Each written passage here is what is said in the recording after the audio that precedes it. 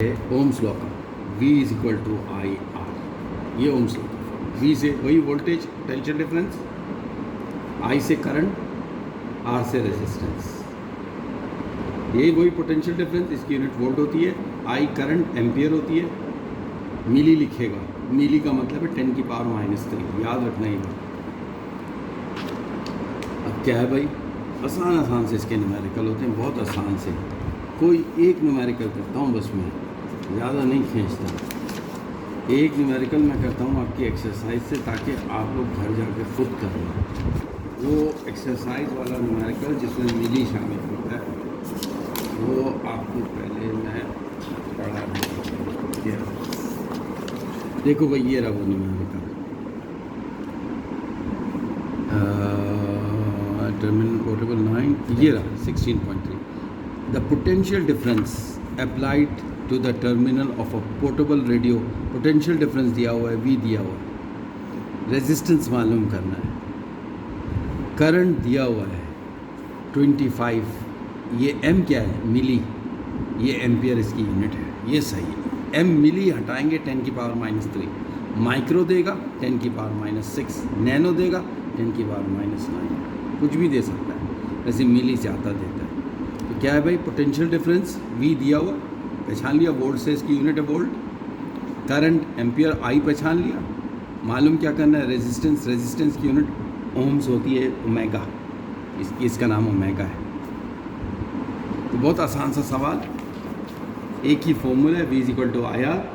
वो कह रहे हैं पोटेंशियल डिफरेंस दिया हुआ है, V दिया हुआ है, कितना दिया हुआ है, 9.0 वोल्ट दिया हुआ है, ये इसकी यूनिट हो गई। रेजिस्टेंस मालूम करना है, R मालूम करना है, करंट दिया हुआ है I, कितना दिया हुआ है I, 25 मिली एम्पियर, तो मिली तो होता ही नहीं, मिली हटा के क्या देंगे, 10 की पावर -3, ये हो गया। मालूम क्या करना है भाई, V is equal to I R के फॉर्मूले से R मालूम करेंगे। कैसे, V की जगह आएगा 9.0, I की जगह आएगा 25 इंटू 10 की पावर -3, और R क्या करना है, मालूम करना है। 9.0 के नीचे आ जाएगा 25 इंटू 10 की पावर -3, R मालूम हो जाएगा। बहुत आसान, 9 को किससे डिवाइड करोगे आप, 25 से, आपके पास आ जाएगा ये 0.360 आ जाएगा शायद, इंटू 10 की पावर -3 जो है वो ऊपर चला जाएगा, कहाँ चला जाएगा, ऊपर, तो -3 किस में तब्दील हो जाएगा, प्लस में, R आ जाएगा 0.360, R क्या आ जाएगा, 0.360 इंटू 10 की पावर 3। इस पॉइंट को यहाँ से उठा के कहाँ फेंक देते हैं, कितनी जगह तब्दील की, ये 3 क्या हो गया, ख़त्म, समझ में आ गया। R इज इक्वल टू क्या आ गया, 360 ओम्स का निशान बना। जब उल्टे हाथ पे लेके जाते हैं ना, तो वो माइनस हो, प्लस होता है, और जब सीधे हाथ पे लेके जाते हैं तो माइनस होता है, उल्टा चलते हैं इसमें, सीधा जाएगा तो माइनस, हाँ इस तरफ जाएंगे तो माइनस में, उठा के ले जा रहे हैं तो -3 हो रहा है, +3 में से -3 निकाला, 0 बना के छोड़ दिया, समझ में आ गया। ये न्यूमेरिकल इम्तिहान में आ सकता है एक।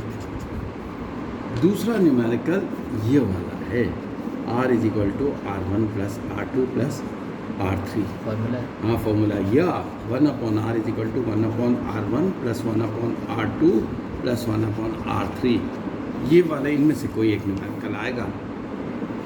अगर 3 रेजिस्टेंस देगा, सीरीज बोलेगा तो ये वाला फॉर्मूला, पैरेलल बोलेगा तो ये वाला। समझ में आ गया या नहीं है सर, इसके लिए कैसे सवाल बनाएगा, वो बोलेगा इस तरह सवाल बनाएगा, सवाल दिखा देता हूँ। रेजिस्टेंस दिया हुआ है 1 2 3, कितने रेजिस्टेंस दिए हुए हैं, 3, ये R1 होगा, ये R2 होगा, और ये R3। Joint an EMF source of 6 volt, V आ गया 6 वोल्ट। अब फाइंड द करंट मालूम करने के लिए बोलेगा, पता क्या चला, सीरीज है वो, हाँ ये लिखा हुआ होगा यहाँ पर, देखो ये लिखा हुआ है, पैरेलल, समझ में आया, तो ये वाला फॉर्मूला, हाँ समझ में आ गया। सर इस दफ़ा आप एक ही सवाल सॉल्व करेंगे, फिर आप लोगों को छुट्टी देता हूँ। 16.6 है, R1 दिया हुआ है आपके पास 4, R2 दिया हुआ है आपके पास 6, R3 दिया हुआ है आपके पास 12, V दिया हुआ है सर 6 वोल्ट। अच्छा मैं इससे पहचान देता हूँ, V से पहचान देता हूँ, ये वोल्ट है। फाइंड द वैल्यू ऑफ, मालूम करना है, फ़र्ज़ कर लेते हैं करंट, इक्विवेलेंट करंट।